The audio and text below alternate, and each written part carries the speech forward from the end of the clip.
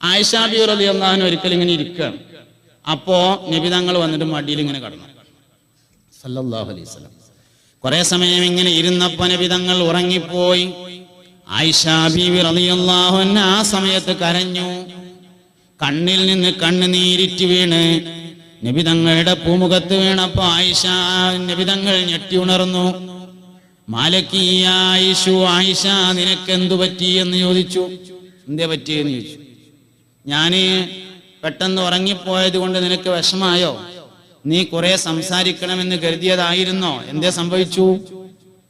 ആ സമയത്ത് ആയിഷ ബീവി റളിയല്ലാഹു അൻഹ പറഞ്ഞു, അല്ലാഹുവിന്റെ റസൂലേ, എനിക്കിവിടെ മടിയിൽ തലവെച്ച് കിടക്കാൻ നിങ്ങളെ കിട്ടി നബിയേ.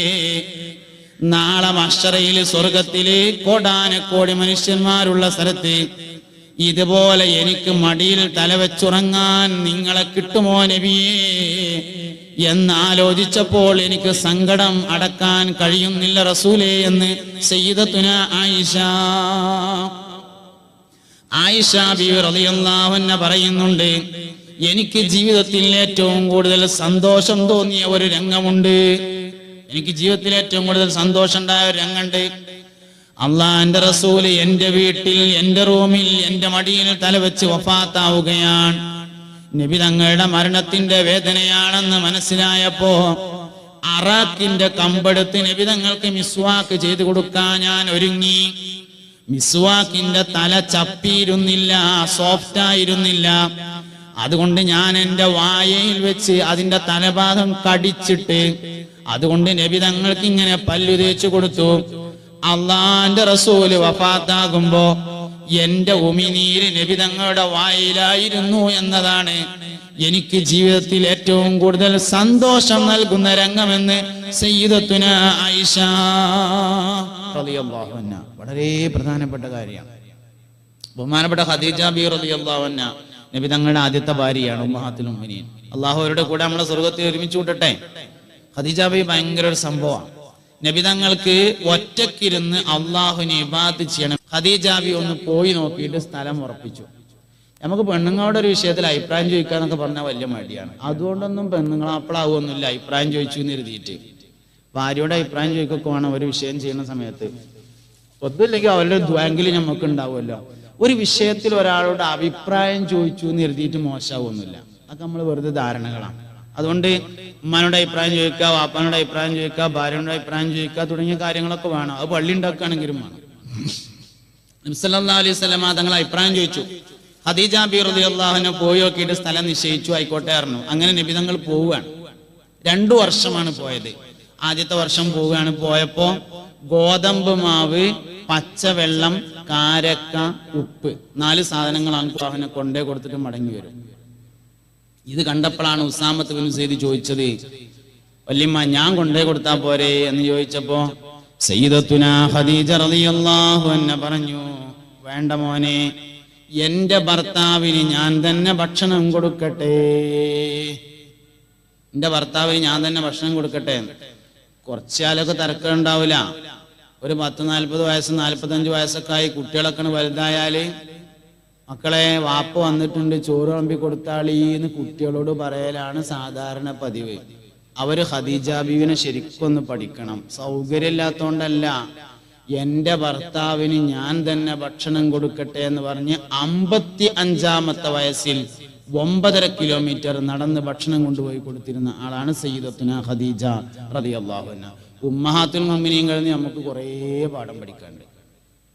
ഉമ്മഹാത്തുൽ മുഅ്മിനീൻ കുറേ 4 സ്ത്രീകളെ കുറിച്ച് നിങ്ങൾ പഠിക്കണമെന്ന് നബി തങ്ങൾ പറഞ്ഞിട്ടുണ്ട്. ഹസ്ബുക മിൻ നിസാഇൽ ആലമീൻ, പ്രപഞ്ചത്തിലെ സ്ത്രീകളിൽ നിന്ന് 4 പെണ്ണുങ്ങളെ നിങ്ങൾ പഠിക്കണം. അതിലൊരു പെണ്ണാണ് ഖദീജത്തു ബിൻതു ഖുവൈലിദ് റളിയല്ലാഹു അൻഹ. ഖുവൈലിദിന്റെ മകളായ ഖദീജ ബീവി റളിയല്ലാഹു അൻഹ എന്ന് പറയുന്നത് ഒരു കുടുംബിനി എന്ന നിലയിൽ ഏറ്റവും നന്നായി പഠിക്കപ്പെടേണ്ട വ്യക്തിയാണ് സയ്യിദത്തുന ഖദീജ റളിയല്ലാഹു അൻഹ എന്ന് പറയുന്നത്.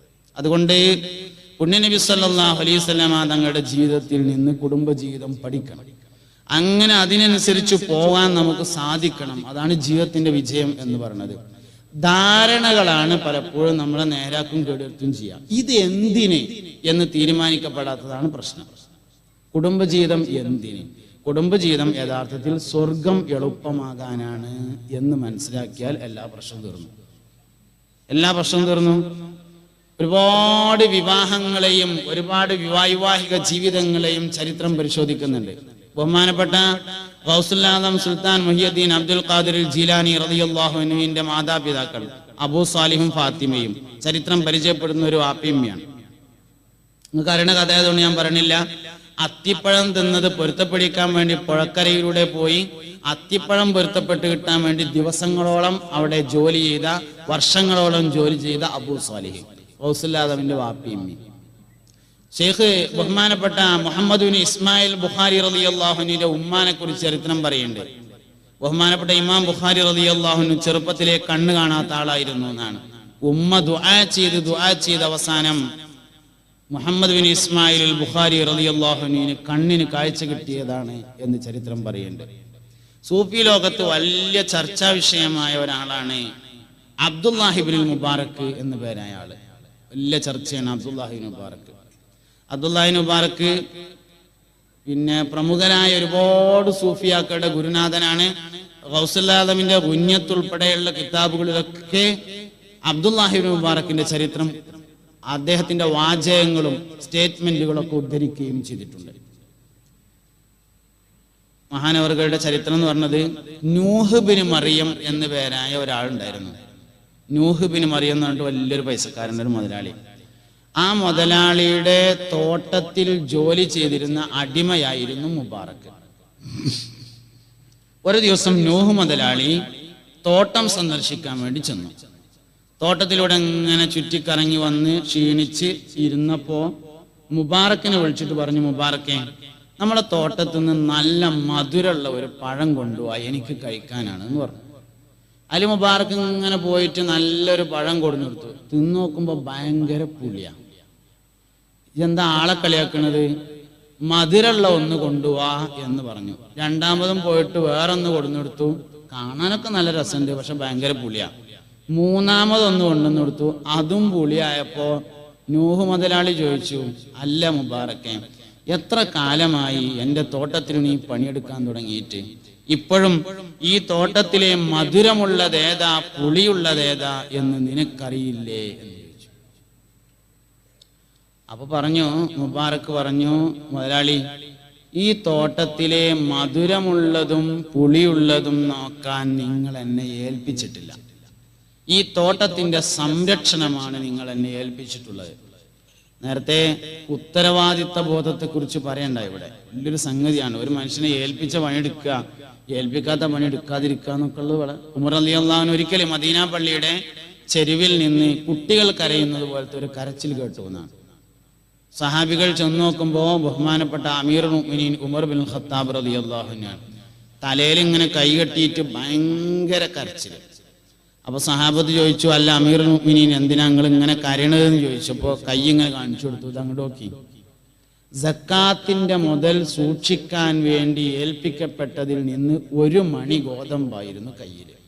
നാളെ അള്ളാന്റെ കോടതിയിൽ ഉമറെ, അള്ളാഹുവിന്റെ അടിമകൾ നിന്നെ സക്കാത്തിന്റെ മകളിൽ സൂക്ഷിക്കാൻ വേണ്ടി ഏൽപ്പിച്ചിട്ട് അത് നീ എന്തിനെ നഷ്ടപ്പെടുത്തിയെന്ന് ചോദിച്ചാൽ ഞാൻ എന്താ മറുപടി പറയാ എന്നാലോചിച്ച് കരയുകയാണെന്ന് സയ്യിദുനാ ഉമർ ബിൻ ഖത്താബ് റളിയല്ലാഹു അൻഹു.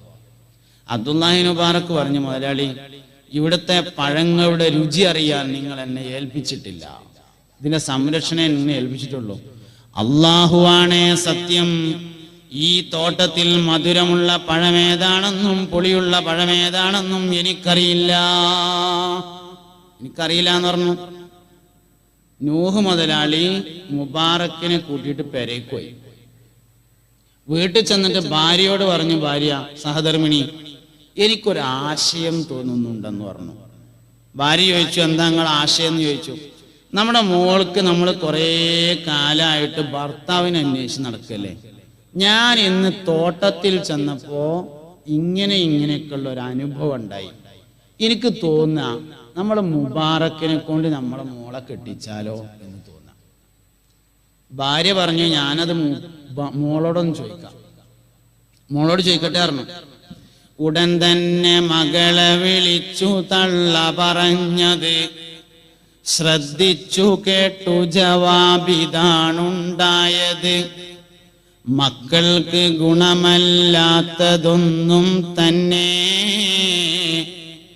മാതാപിതാക്കളിൽ നിന്ന് വരുമോ പൊന്നെ? അതിനാല് നിങ്ങൾക്കിഷ്ടമായി തോന്നുന്നത് എനിക്കിഷ്ടമാണതിലാണ് തൃപ്തിയുമുള്ളത്. ഉടൻ തന്നെ താൻ തൻ്റെ അടിമയെ ഇത്ഖാക്കി ഒരു ചെറിയ സദ്യ നടത്തി മരുമകനാക്കി. ലോകത്ത് എമ്പാടും പ്രസിദ്ധം ഉള്ള ഇബ്നുൽ മുബാറക്കിനുമ്മയാണ് തള്ള.